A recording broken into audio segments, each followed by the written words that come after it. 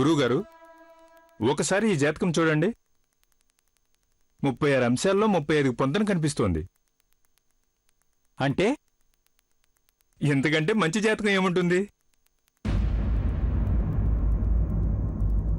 ఏ అమ్మాయి జాతకంతో పోల్చావు నువ్వు?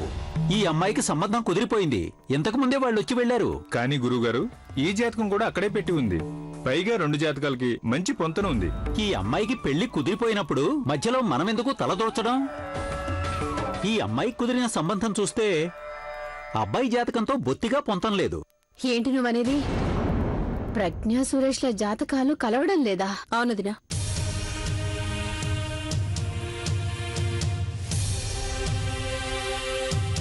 నీకెవరు చెప్పారు ఇది? అరే, అబ్బాయి వాళ్ళు అనుకుంటున్నారు. కుర్రాడి తల్లిందిగా, అదే సురేష్ వాళ్ళ తల్లి. తనే అంటుంది. సురేష్ వాళ్ళ చెల్లేమో అమ్మాయి వాళ్ళ ఇంట్లో చెప్పొద్దంటుంది. ఆలోచిస్తావే నన్ను? వాళ్ళకి ఈ సంగతి చెప్పడం ఇష్టం లేదు. అయినా వదినా, ఈ సంగతి నేను నీకు చెప్పాల్సిన బాధ్యత ఉందా లేదా? వదినా, సురేష్ జాతకం ప్రకారం చూస్తే తన పెళ్ళయ్యాక తన కెరీర్ మీద, తన ఉద్యోగం మీద, తన ఆరోగ్యం మీద చాలా దుష్ప్రభావం పడుతుందట. ఇప్పుడు నువ్వే ఆలోచించొదినా. నువ్వు గనక సరే అంటే బతుకంతా ఏడవాల్సి వస్తుందేమో కదా.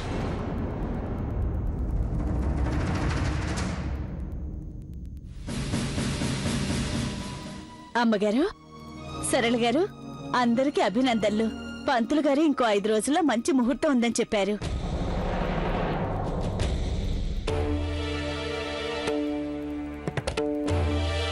మాధవి గారు, సురేష్ ప్రజ్ఞాల జాతకాలకి పొంతన కుదరలేదన్నది నిజమేనా? ఇంకా సురేష్ కనుక ప్రజ్ఞని పెళ్లి చేసుకున్నట్టయితే అతని జీవితం అంతా కష్టాలమయమైపోతుందట నిజమేనా? మీకెవరు చెప్పారు ఇవన్నీ? ఎవరు చెప్తే ఏమిలేండి. నేను విన్నది నిజమో కాదో అది మాత్రం చెప్పండి నాకు. చూడండి, జాతకాలు, గ్రహబలం ఇలాంటి వాటిని ఈ రోజుల్లో నమ్మకూడదు.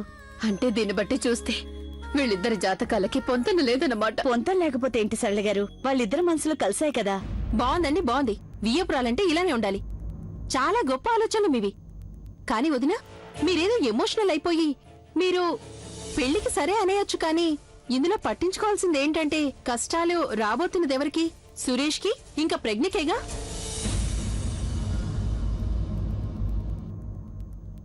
చూస్తున్నావుగా, వీళ్ళకి నిశ్చితార్థం అయినప్పటి నుంచి ఏదో ఒక కష్టం వచ్చి పడుతూనే ఉంది. చూడదినా, నువ్వు ఒకవేళ పోనీలే, వదిలే, తర్వాత చూసుకుందాం అనేయచ్చు. కానీ అనుభవించేది ఎవరు చెప్పొదినా? సురేషే కదా. అటు తన ఆరోగ్యం, ఇటు ఉద్యోగం విషయాల్లో ఏమైనా జరగచ్చు.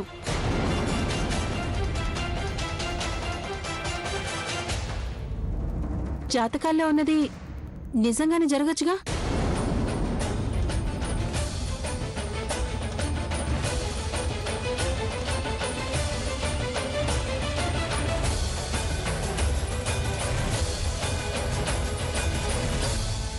ఆంటీ, మీరు దేని గురించి ఆలోచిస్తున్నారు? ఏం లేదు తల్లి. ఆంటీ, ఒకవేళ ఈ పెళ్లి విషయంలో మీకు ఎలాంటి అనుమానం ఉన్నా ఈ పెళ్లి అస్సలు జరగదు. లేదు తల్లి, ఈ పెళ్లి ఆగకూడదు. నువ్వు మా ఫ్యామిలీ కోసం చాలా చేసావు. పైగా నువ్వేమో అర్చనకి ఎంతో సహాయం చేసావు తల్లి. నువ్వు అలా చేసుండకపోతే అర్చనకి చాలా చెడ్డ పేరొచ్చేది. తనకు అసలు న్యాయమే జరిగేది కాదు. ఆంటీ, అసలు నేను మీకేదో ఉపకారం చేశానని ఎందుకు అనుకుంటున్నారు? అంతేకాకుండా ఎవరో ఏదో ఉపకారం చేశారు కదా అని ఈ పెళ్లి కొప్పుకోవడం బావుండదు కదా. ఆంటీ గారు, పెళ్ళంటే 2 మనసుల కలయిక, 2 కుటుంబాల కలయిక. అలాంటప్పుడు ఇద్దరిలో ఒకరు ఏదో ఒత్తిడికి లొంగిపోయి ఇలాంటి నిర్ణయం తీసుకోవడం తప్పవుతుంది. ఒకవేళ మీ మనసులో సురేష్ ఉద్యోగం గురించి ఏమాత్రం భయంగా ఉన్నా అది ప్లీజ్ నాకు చెప్పండి. వదనా, ఇలాంటివన్నీ అంత ముఖ్యం కాదు. చాలా ముఖ్యం అర్చన. ఆంటీ ప్లీజ్, మీకు గనక నిజంగా నా మీద ప్రేమ ఉంటే మీరు మీ మనసులో ఏవీ దాచిపెట్టుకోకండి. మీరు ప్లీజ్ అదేంటో నాకు చెప్పండి. నిజమే తల్లి, నాకు మనసులో భయంగానే ఉంది. సురేష్ భవిష్యత్తు గురించి నాకు భయంగా ఉంది. తనిప్పటిదాకా ఎన్నో కష్టాలు అనుభవించాడు. ఇప్పటికే ఎన్నో ఉద్యోగాలు పోగొట్టుకున్నాడు. అదంతా జరిగినప్పటికీ తనకి ఇలాంటి విషయాల మీద ఎలాంటి నమ్మకం లేదు. ఆంటీ, మీరు ఇప్పుడు ఎందుకు అలా అంటున్నారు? ఇందాక మీరేగా అన్నారు మనసులో భయపడుతున్నారు అని. ఆ భయం మీ కళ్ళల్లో స్పష్టంగా కనిపిస్తోంది నాకు.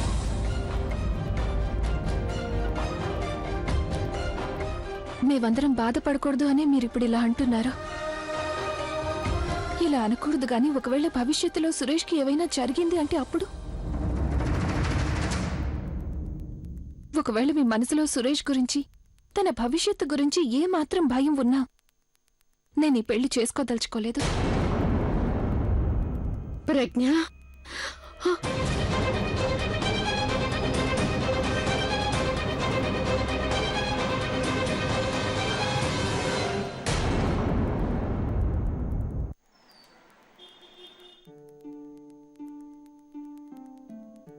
అమ్మా, ఒకవేళ మా ఇద్దరికి పెళ్లి జరిగితే సురేష్ జీవితంలో కష్టాలు వస్తాయి అంటే అలాంటప్పుడు నేను ఈ పెళ్లి చేసుకోవాలంటావా?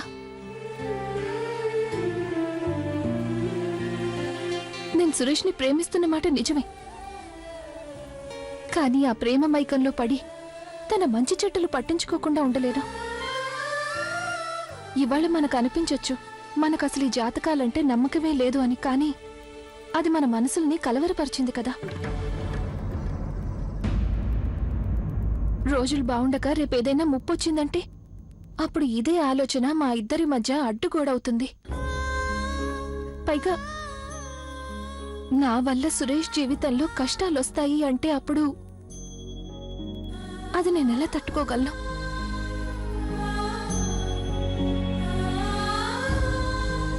ఆంటీ, మీరేం బెంగ పెట్టుకోకండి.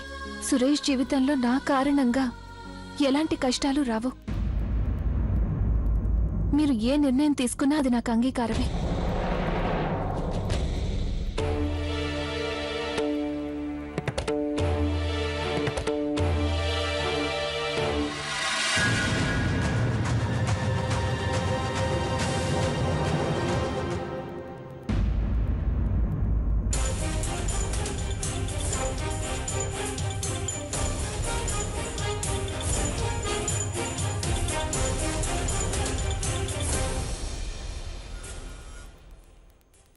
ప్రజ్ఞ చెప్పాల్సింది చెప్పేసింది. ఇప్పుడికి నీ వంతే. ఇక ప్రజ్ఞ నువ్వు నీ కోడలుగా చేసుకుంటానని తనకి చెప్పే.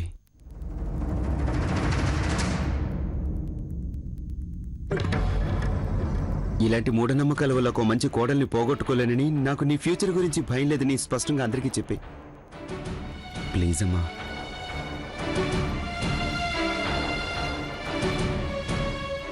నీకు భయంగా ఉంది కదా?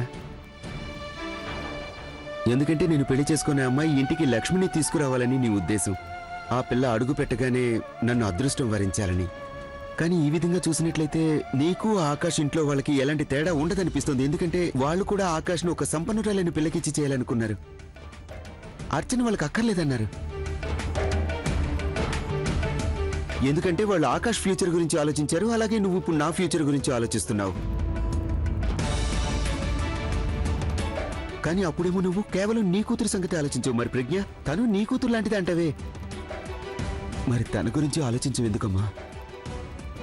ఏ అదంతా కేవలం అబద్ధమా? సురేష్, ఏమిటా మాటలు? పోయిపోయి ఆంటీని వాళ్లతో పోలుస్తున్నావా? ఆవిడ నిన్ను కన్న తల్లి. నీ గురించి భయపడే హక్కు ఆవిడికి పూర్తిగా ఉంది. ప్రజ్ఞ, నేను మా అమ్మ దగ్గర నుంచి కేవలం ఒక జవాబు కోరుకుంటున్నాను. అమ్మ, సమస్య అర్చనదైనప్పుడు మనందరం ఆకాష్ని తప్పుపట్టాం. ఇప్పుడికి నా విషయం వచ్చేసరికి మనం కేవలం జాతకాన్ని తప్పుపడుతున్నాం. కేవలం జాతకం వల్లే నువ్వు ఇలాంటి సందిగ్ధంలో పడిపోయావా? కానీ నాన్న, జాతకం అనేది కూడా ముఖ్యమే కదా. వాటి పొంతన వల్లే జంటలు కుదురుతాయి, చెడిపోతూ ఉంటాయి. నాకు అర్థమైందమ్మా. అయితే ఇప్పుడు నాకు సంగతి చెప్పు. ఒకవేళ మా జాతకాలు కలిస్తే మున్ముందు మా జీవితంలో ఎలాంటి ప్రాబ్లమ్స్ రావంటావా? అయితే రేపటి గురించి భయపడుతూ ఇవాళ జీవించటం మానేయమంటావా అమ్మా? అమ్మ, మనం అర్చనకి న్యాయం చేయమని అడిగినప్పుడు జాతకాలు పట్టించుకున్నావా? లేదు కదా. ఎందుకంటే ఆ సమయంలో జాతకం ఇంపార్టెంట్ కాదు. ఇంపార్టెంట్ కేవలం అర్చన ఒకటే. తన జీవితం, తన సంతోషం, ఇవి మాత్రమే అనుకున్నావు. కానీ ఇవాళ నువ్వు జాతకాల ప్రసక్తి తీసుకొస్తే ఎన్నో లక్షల ఉద్యోగాలు వదులుకోవచ్చు ప్రజ్ఞ కోసం. ఇవాళ నేను ఇలా ఉన్నానంటే, ఇవాళ నా దగ్గర ఏదైనా ఉందంటే అది ఏదో రకంగా ప్రజ్ఞ వల్ల వచ్చిందని చెప్పగలను. ఒకవేళ ప్రజ్ఞని పెళ్లి చేసుకున్న తర్వాత ఇవన్నీ పోతే మాత్రం ఏమవుతుందమ్మా? ఇందులో ప్రజ్ఞ తప్పే ఉందని. పైగా తన జాతకాన్ని ఎందుకు తప్పు పట్టడం? ఒకవేళ నా తలరాతే బాగుండకపోవచ్చు. అమ్మ, మేమిద్దరం కలిసి ఉన్నట్లయితే జీవితంలో ఎలాంటి కష్టాన్నైనా ఎదుర్కోగలుగుతాం. ప్రజ్ఞ లేకుండా నేను సర్వం ఓడిపోతాను.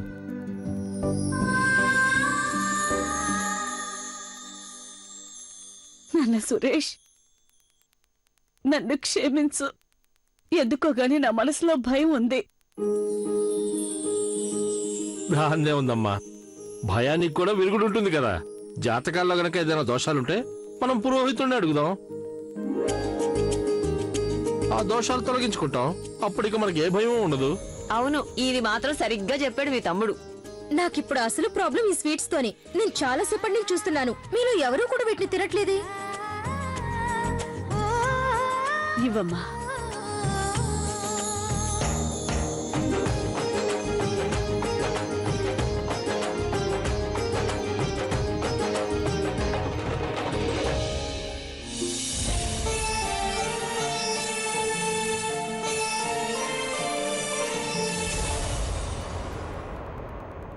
ఏమైనా సంబంధాలున్నాయా? 2-3 మంచి అమ్మాయిలు ఉన్నారు. చెప్పండి పురోహితులు గారు, ఎవరు వాళ్ళు? కొందరివి 27 అంశాలు కలిస్తే ఇంకొందరివి 28 కలిశాయి. కానీ ఇంకో జాతకం ఉంది, అది నేను నాతో తీసుకురాలేకపోయాను. చెప్తే మీరు నమ్మరు గాని అందులో 35 అంశాలు కలిశాయి. ఆ పిల్లకి పెళ్లి కుదిరిపోయింది. ఇంకా మనకెందుకు ఆ జాతకం? కానీ కానీ ఏంటి పురోహితులు గారు, ఆ పిల్లకి పెళ్లి కుదిరిపోయిందా? తనకి వేరొకరితో పెళ్లి కుదిరిపోయింది, వేరే అబ్బాయితో. ఇంకా 5 రోజుల్లో పెళ్లి కాబోతోంది. ఆ పిల్ల జాతకంతో మీరిచ్చిన జాతకం సరిచేసి చూడకూడదు. అదేదో అనుకోకుండా జరిగిపోయింది. ఎవరి తలరాతలో ఎలా ఉంటే అలాగే సంబంధాలు కలుస్తాయి.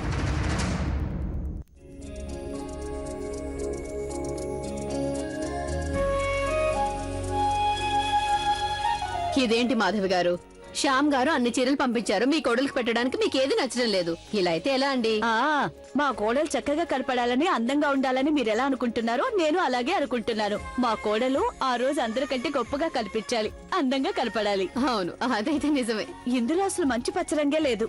పచ్చరంగైతే ప్రజ్ఞకి చాలా బాగా నప్పుతుంది. ఏమండి, మీరు ఇలా చీరలు సెలెక్ట్ చేస్తూ కూర్చుంటే మిగతా ఫంక్షన్ల డేట్స్ ఎప్పుడు నిర్ణయిస్తారు?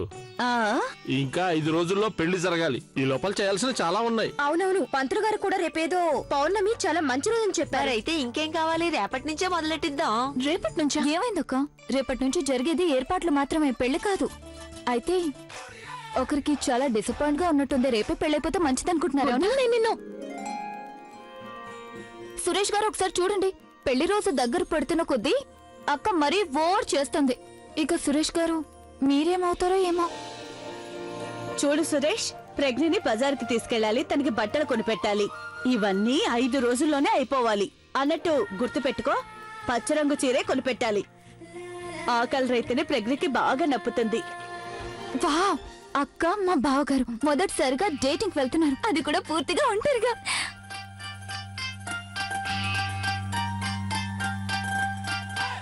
సరే అక్క, జాగ్రత్తగా చూసుకో.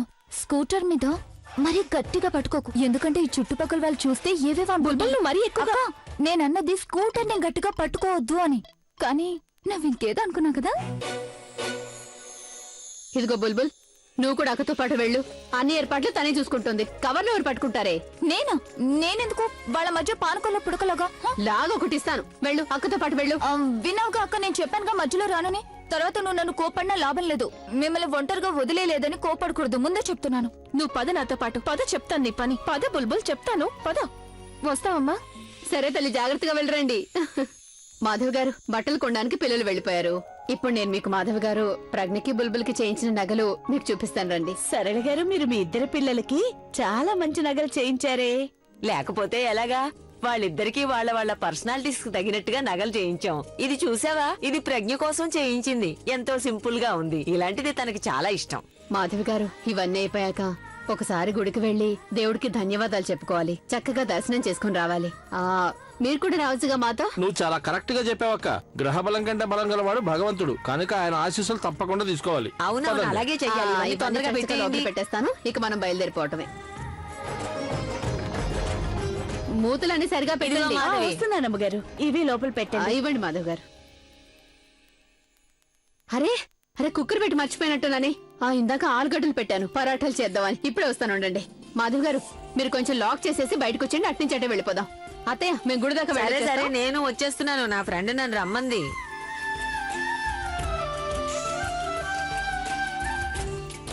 అమ్మా ఇలా రామ్మా. వస్తున్నా తల్లి వస్తున్నా.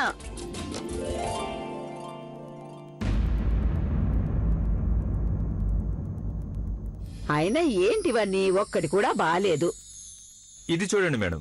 వద్దు ఇది అసలే వద్దు. అయ్యో అర్జున్, నువ్వు కూడా తనకి లేటెస్ట్ వన్నీ చూపిస్తావే? ఈవిడ మన దుకాణానికి వచ్చే చాలా పాత కస్టమర్. క్వాలిటీ చూపించు, క్వాలిటీ. ఏదో మనకి వాళ్ళకి ఉన్న పాత పరిచయాల వల్ల వాళ్ళు ఎంత ధనవంతులైనా సరే మన చిన్న దుకాణానికే వస్తున్నారు. ఓహో. ఏమీ అనుకోకండి మేడం, అబ్బాయికి కొత్త, తనకింకా మీ ఛాయిస్ గురించి తెలీదు. దాందే ఉంది. ఇప్పుడు చూపిస్తాడు. చూపించు బాబు. ఇదిగోండి. ఇవి చూడండి. ఇదిగో చూడండి మహేంద్ర గారు, ఇది మరీ ముదురెరుపు. నాకు కావాల్సింది ఏంటంటే కుంకుమ ఎరుపు. అయినా మేడం రెండిటికి తేడా ఏముంది? తేడా ఉంది. కుంకుమ ఎరుపు రంగంటే చాలా శుభకరమైంది. అర్జున్ కొంచెం కుంకుమ రంగు చూపించు. అలాగే. ఇప్పుడే తెస్తాడు. మీ ఇద్దరితో కలిసి నేను రావడం మంచిదైంది. లేదంటే మీ ఇద్దరు విసిగిపోయి ఉండేవారు. ఎందుకు మాట్లాడుకోవడం లేదు? ఏమైనా మౌనవ్రతం చేస్తున్నారా? ఇదిగో అక్క, ఆ షాప్ లో మనం చీరలు కొందాం, సరేనా? ఆ షాపా? అవును. హాయ్. వస్తున్నా, అక్కడికే వస్తున్నా. ప్రజ్ఞ అతను కార్పొరేషన్లో ఉండే నా స్నేహితుడు. తనతో నాకు పని ఉంది. అలాగే తనని పెళ్లికి కూడా ఇన్వైట్ చేయాల్సి ఉంది. మీరేమో శారీ సెలెక్ట్ చేయండి, నేను ఫైనలైజ్ చేస్తాను, సరేనా? వస్తున్నా. అక్క, ఇతను ఇప్పటి నుంచి ఆర్డర్స్ ఇవ్వడం మొదలు పెట్టాడు. పెళ్ళయ్యాక ఇంకేం చేస్తాడో కొంచెం జాగ్రత్తగా ఉండు. ఈ మధ్య నేను గమనిస్తున్నాను, నువ్వు ప్రతి దానికి నన్ను సురేష్ ని వెక్కిరిస్తున్నావు. నాకు కూడా అవకాశం వస్తుందిగా, అప్పుడు చెప్తాను నేను నీ సంగతి. అక్క ఏంటి? అక్క నువ్వు పని చేయి, నువ్వు వెళ్ళి చీరలు సెలెక్ట్ చేసుకో. నేను ఇప్పుడే వస్తాను. నాకు చిన్న పని ఉంది, నాకు కొంచెం ఆకలిగా ఉంది. నేను ఇప్పుడే వచ్చేస్తాను. అదేంటి ఉన్నట్టుండి 2 నిమిషాలు. నేను ఇప్పుడే వస్తాను. వెళ్ళి, నాకు అర్థం కావట్లేదు. బాయ్, 2 నిమిషాలు వస్తాను. దీన్ని చూడండి మేడం. ఇది మహేంద్ర గారు, మీ దుకాణంలో లైట్ చాలా తక్కువగా ఉంది. కొంచెం లైట్ ఆన్ చేయండి. అలాగే. నేను అక్కడికి వెళ్ళి చూస్తాను. Okay madam.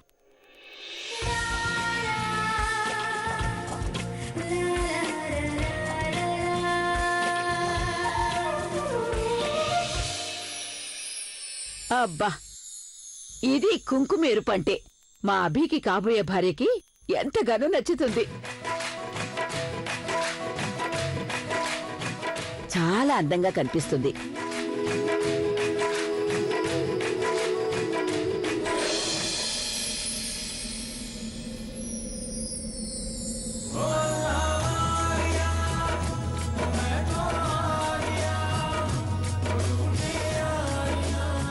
నమస్తే. ప్రజ్ఞ, ఎలా ఉన్నావు తల్లి? బాగున్నాను. మరి అర్చన ఎలా ఉంది? బానే ఉంది. తాను చాలా సందిగ్ధ స్థితిలో ఉండుంటుంది. అసలు అర్చన ఆకాష్ని పెళ్లి చేసుకోవడానికి ఒప్పుకుని ఉండాల్సింది. అయినా తనెలా ఒప్పుకుంటుంది? అంత జరిగిన తర్వాత తన ఆత్మగౌరవానికి దెబ్బ తగిలింది కదా. అలాంటప్పుడు తను... నువ్వనేది కరెక్టే, కానీ తల్లి, నేను ఇవ్వగలిగింది ఆశీర్వాదం ఒకటే, చేతులు జోడించి. అదేమిటి మేడం, ఇందులో మీ తప్పేమీ లేదు. మీరెందుకు క్షమాపణ? తప్పదు తల్లి, మా పిల్లల వల్లేగా తప్పు జరిగింది. మ్యామ్, ఈ చున్నీ...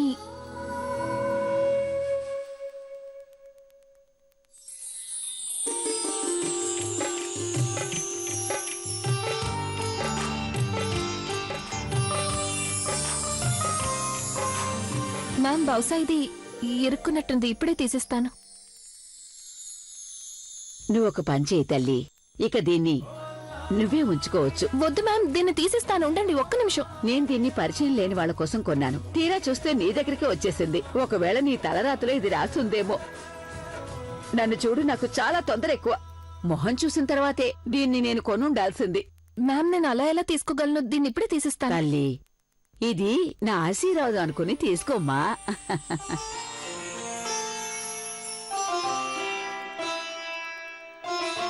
that's like a good girl.